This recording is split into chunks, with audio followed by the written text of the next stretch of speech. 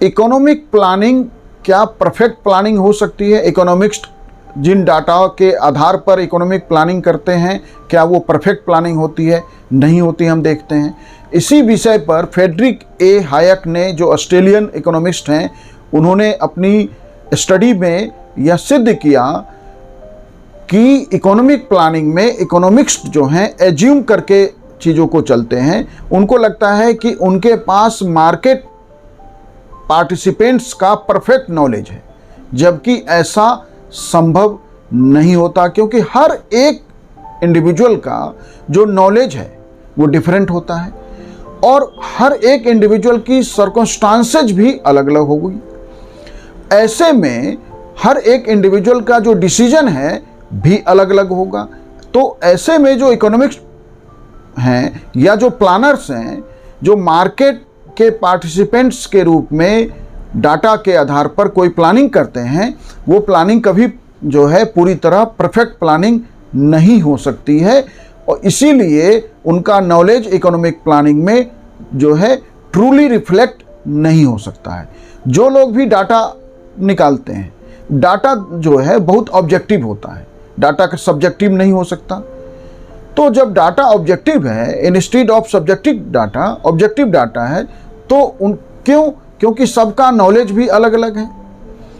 अब जो चेंज है सोसाइटी में, उसको पूरी तरह इकोनॉमिक प्लानिंग में कभी भी इनकॉर्पोरेट नहीं की जा सकती है, क्योंकि मान लीजिए कि कोई इकोनॉमिक प्लानिंग 1 साल के लिए की जा रही है, तो वो जो इकोनॉमिक प्लानिंग है वो 1 साल के डाटा के आधार पे एजम्पशन से वो प्लानिंग बनती है। लेकिन कोई भी चेंज यदि समाज में हो गया, कोई भी टाइम ऑफ डिस्ट्रेस आ गया, कोई या किसी अन्य तरह की परिस्थिति आ गई, तो जैसे ही चेंज हो जाएगा, उस चेंज का हर एक इंडिविजुअल पे जो असर है उस चेंज का अलग अलग होगा। अब जब हर एक इंडिविजुअल पे उस चेंज का असर अलग अलग होगा, तो हर इंडिविजुअल सब्जेक्टिवली अलग अलग तरीके से इफेक्ट होगा।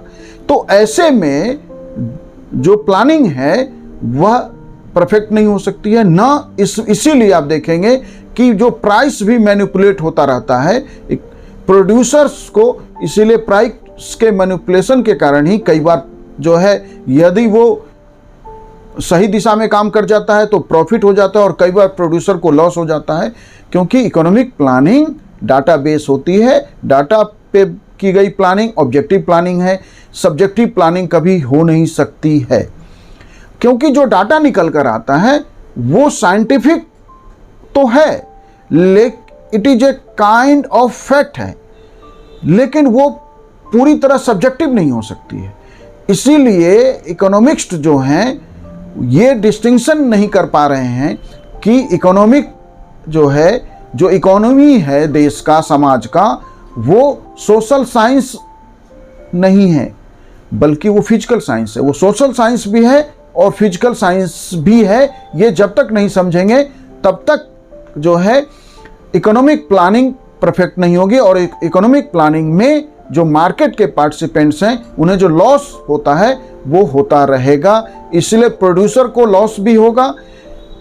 कई बार प्रोड्यूसर ने एक अनुमान बनाया कि 1 साल के डाटा के बेस पे कि पार्टिकुलर चीज़ का एक डिमांड रहना है। जैसे मान लीजिए फॉर एग्जांपल कि अब समर सीजन है और अनुमान है कि इस बार पूरे देश में हीट वेव की दिनों की संख्या बढ़ जाएगी। मतलब कि भारत में ही नहीं, दुनिया में बहुत सारे देशों में, स्पेशली भारत में इस वर्ष रिकॉर्ड गर्मी होगी। मतलब गर्मी के सारे रिकॉर्ड टूट जाएंगे। अब इस बेस पे जो मार्केट पार्टिसिपेंट्स हैं, एसी बनाने वाले, कूलर, पंखे, फ्रिज, इस तरह के जो प्रोड्यूसर हैं, वो उस डाटा के बेस पे अपना प्रोडक्शन बढ़ा देंगे।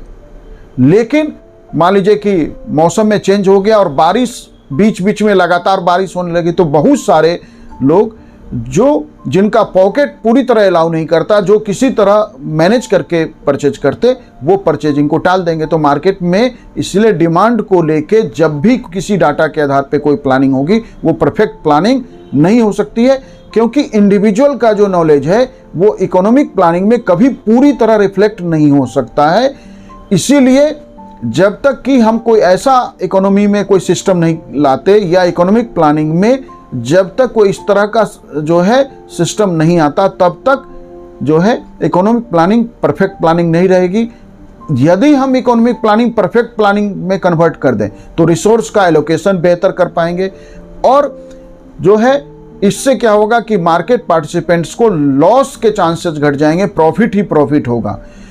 लेकिन इंडिविजुअल का जो पॉकेट नॉलेज है उसे पूरी तरह चैनलाइज करने का कोई इकोनॉमिक मॉडल अभी तक डेवलप नहीं हुआ है।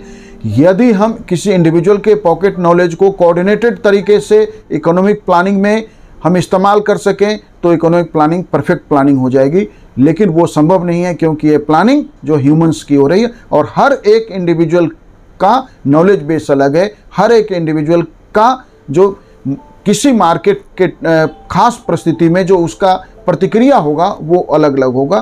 तो फेडरिक का जो ये कहना है कि इकोनॉमिक प्लानिंग जो डाटा पे बेस होता है वो ऑब्जेक्टिव प्लानिंग होती है, सब्जेक्टिव नहीं होती।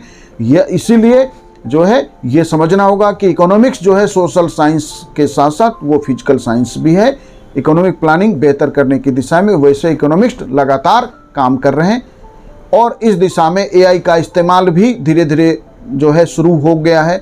एआई के इस्तेमाल के बाद शायद हो सकता है कि इंडिविजुअल का और बेहतर नॉलेज इकोनॉमिक प्लानिंग में इस्तेमाल किया जा सके, लेकिन फिर भी कभी परफेक्ट नहीं हो सकता। Thank you.